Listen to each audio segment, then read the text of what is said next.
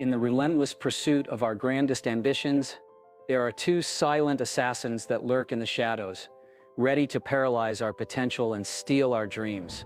They are procrastination and doubt. Imagine this: a brilliant idea sparks to life in your mind, a vision so compelling it sets your soul on fire. You feel the surge of inspiration, the clarity of purpose. But then a whisper begins. Not yet.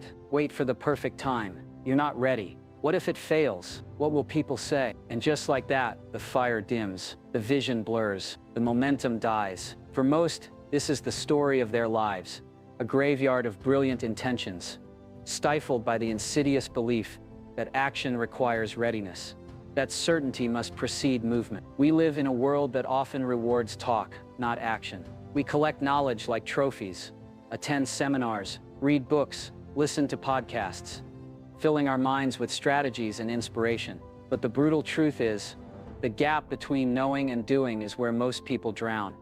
They wait for the perfect time, for more clarity, for the fear to disappear. And while they wait, someone else is out there building, doing, creating. This isn't just a bad habit, it's a disease of the mind, a silent killer that has killed more dreams than failure ever could. Later becomes never.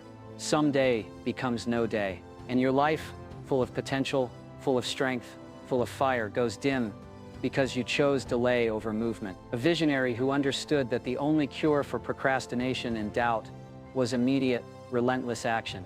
That man was Steve Jobs. He didn't wait for perfect conditions.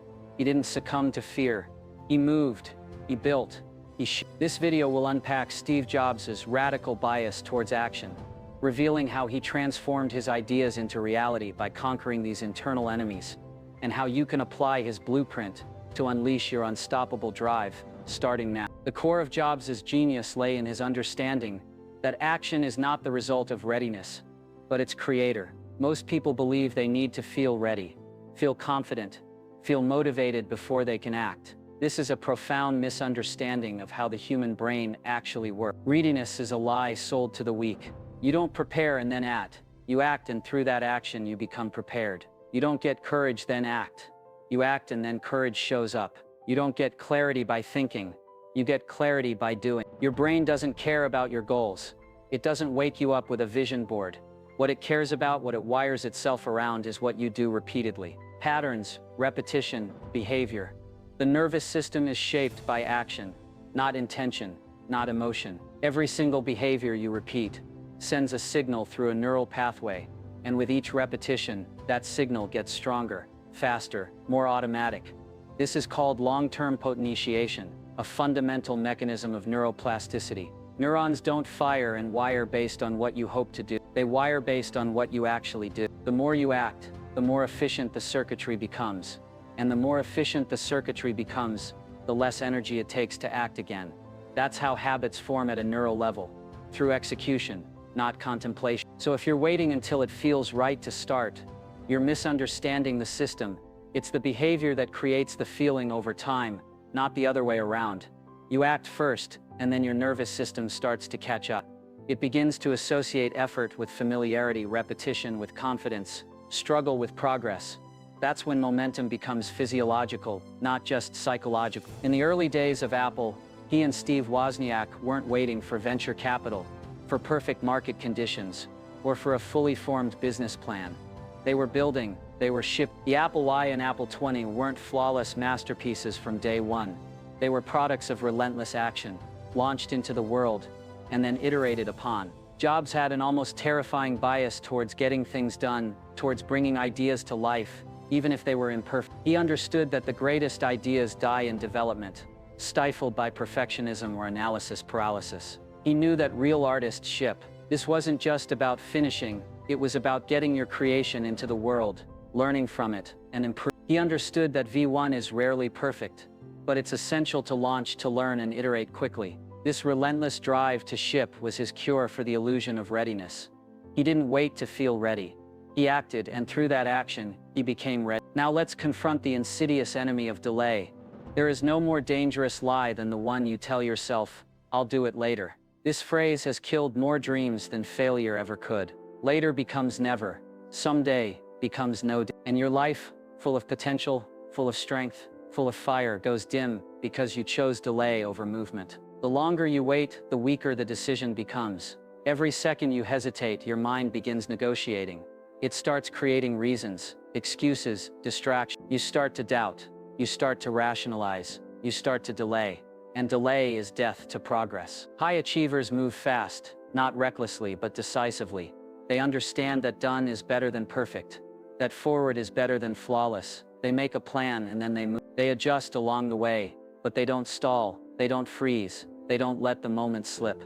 Momentum is a weapon, and if you don't seize it the second it appears, it's gone. You felt it rise inside you like a fire, and instead of acting, you paused, you scrolled, you waited, you said tomorrow, and that fire, once roaring, slowly burned out. That moment was your chance, and you missed it. Not because you weren't capable, but because you didn't act. Steve Jobs was famously impatient with inaction. He instilled a sense of aggressive urgency in his teams, pushing for deadlines that seemed impossible. When he returned to Apple in 1997, the company was 90 days from bankruptcy. There was no time for delay, no room for procrastination. He made brutal cuts, simplified product lines, and launched the Think Different campaign, all with lightning speed. Later, when the iPhone was conceived, the App Store was launched at lightning speed once its concept was solidified. He understood that the world doesn't reward the most intelligent, it rewards the ones who move. Action is the great separator. He knew that every second of delay was a second stolen from progress, a second that allowed doubt to creep in and opportunities to vanish. This brings us to the third internal enemy, doubt. If you allow doubt, fear, or laziness to rule, you will live in the shadow of what could have been. Doubt paralyzes. Faith activates. Doubt drains your energy. Faith multiplies. If your belief shakes at the first sign of pressure, you never believed in the first place. You override it. You replace it with truth, with belief, with the language of winners. Your mind is your battlefield. The thoughts you allow in will determine whether you win or lose. The strongest individuals are not those who never experience negative thoughts, but those who refuse to be controlled by them. When he returned to a dying Apple, Wall Street was skeptical. When he launched the iPhone without a physical keyboard, competitors ridiculed it. But Jobs possessed an unwavering conviction, a reality distortion field, that was less about manipulation and more about his own unshakable belief. He didn't need external validation because his internal conviction was so profound. He had trained his mind to support his mission, not sabotage it. He understood that doubt is a choice, and he chose faith, backed by relentless action. He didn't just talk about his vision, he lived it, breathed it, and built it, day after day, until it became undeniable. If you're convinced, then you act. It's that simple. You don't wait for the perfect time. You don't wait for proof. You don't wait for the path to light up.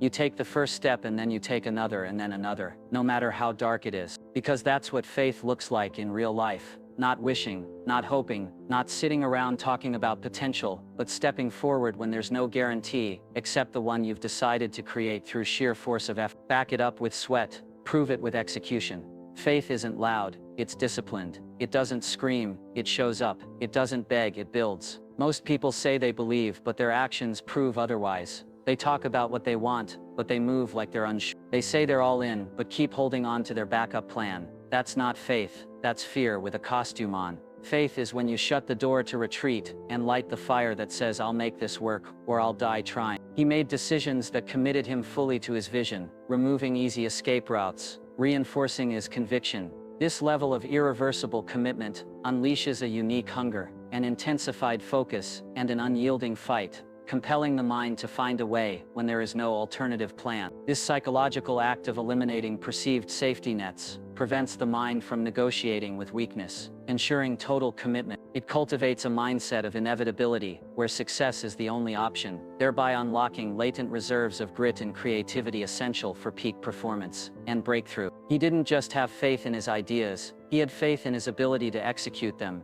and he demanded the same from his teams. He knew that belief is the fuel, but action is the engine. You don't get results by imagining them. You don't hit goals by dreaming about them. You hit goals by aligning your behavior with your vision, ruthlessly, relentlessly, consistently. That means doing the work when it's hard. That means showing up when no one claps. That means staying focused when it looks like nothing's happening. That's the space where faith separates from fantasy. That's the space where winners are made. How do you cultivate Steve Jobs' relentless drive and conquer the twin enemies of procrastination and doubt? First, the first step rule: break down any daunting task. any overwhelming goal into the absolute smallest, most ridiculously easy first step, and then take it immediately. Don't overthink it, don't plan the next 10 steps. Just take the first one. If you need to write a book, open a blank document and type one sentence. If you need to make a difficult call, dial the first number. This interrupts the mental spiral of doubt and excuses. It sends a powerful signal to your subconscious. I am serious, I am ready, I am in control. This single act of movement builds momentum, and momentum builds belief. This is your burn the ships moment.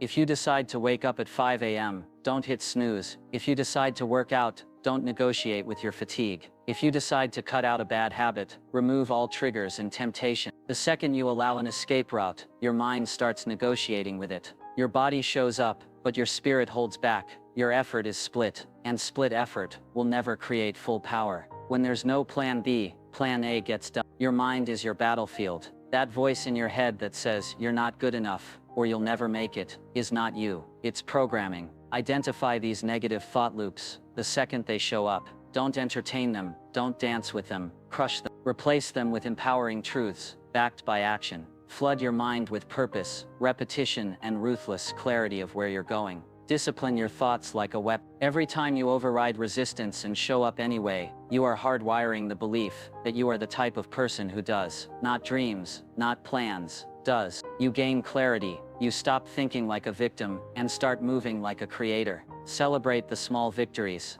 finishing that first step, completing that uncomfortable task, pushing through the dopamine deficit. These are all wins. Acknowledge. This reinforces the neural pathways associated with progress, making the next action easier and more automatic. The world doesn't reward perfection, it rewards those who move. Don't wait for your product, your project, or your idea to be flawless. Get it out into the world, gather feedback, and iterate quickly. Jobs understood that early launches provide crucial feedback for iteration. This mindset combats the paralysis of perfectionism and ensures that your ideas don't die in development. This means decluttering your workspace, turning off unnecessary notifications, and setting up your physical and digital spaces to support your goals. Make it easier to act than to delay. If you want to write, open your writing software first. If you want to exercise, lay out your workout clothes the night before. Your environment should be designed, not defaulted. While Jobs often worked in solitude, he also surrounded himself with an A-team of brilliant, driven individuals who challenged him and pushed the boundaries of what was possible. Find people who will not let you lie to yourself, who will hold you to a higher standard, and who will call you out when your energy drops. This is where iron sharpens iron, where war plans are made, and where limitations are confronted and burned to the ground. This external accountability forces you to execute, because results don't lie, and numbers don't lie. The principles we've discussed, the illusion of readiness, the enemy of delay, conquering doubt, and the fusion of unwavering faith with immediate action, are not isolated concepts, but interconnected elements of a holistic system for self-transformation. Each pillar reinforces the others, creating a compounding effect that inevitably leads to external impact and the realization of an unstoppable life. The work performed in silence, through consistent and often unseen effort, builds an internal resilience and clarity that the external world cannot ignore. The very act of pushing through discomfort, whether it be boredom, fatigue, or the fear of missing out, sharpens one's instincts, improves decision-making, and uncovers strengths previously unknown, as pressure forces an individual to rise. Ultimately, the world responds not to mere wishes, intentions, or noise, but to force, the undeniable force of consistent action, unwavering discipline, and relentless execution. The progress forged in quiet determination will eventually scream its presence, rendering external doubts and criticisms irrelevant. The discipline cultivated in solitude becomes so ingrained that it outpaces the skepticism of others, leading to an undeniable rise. This transformation is not a matter of chance, but of deliberate design, initiated by a conscious decision to move, to act, and to endure regardless of external conditions or internal resistance. The world owes you nothing. No one is coming to save you. No one is coming to hand you your dream. You get what you earn, you get what you build, and the only way to build something that lasts is to turn inward, get focused, and outwork every excuse, every distraction, every weakness trying to pull you off track. You don't need applause, you don't need comfort, you don't need permission, you need hunger, you need fire, you need the kind of relentless mindset that wakes up every single day with one mission: improve, execute, dominate. This is about showing up when no one else will, believing when no one else does, grinding when everyone else is comfortable. You want a life most people people don't have, then you better be willing to do what most people want. Cut the noise, kill the excuses, focus on yourself, work hard, lock in, stay dangerous, stay obsessed. Because when it's all said and done, the only thing that separates the average from the unstoppable is this: one kept talking, the other kept building. Be the one who built, be the one who finishes, be the one they can't stop.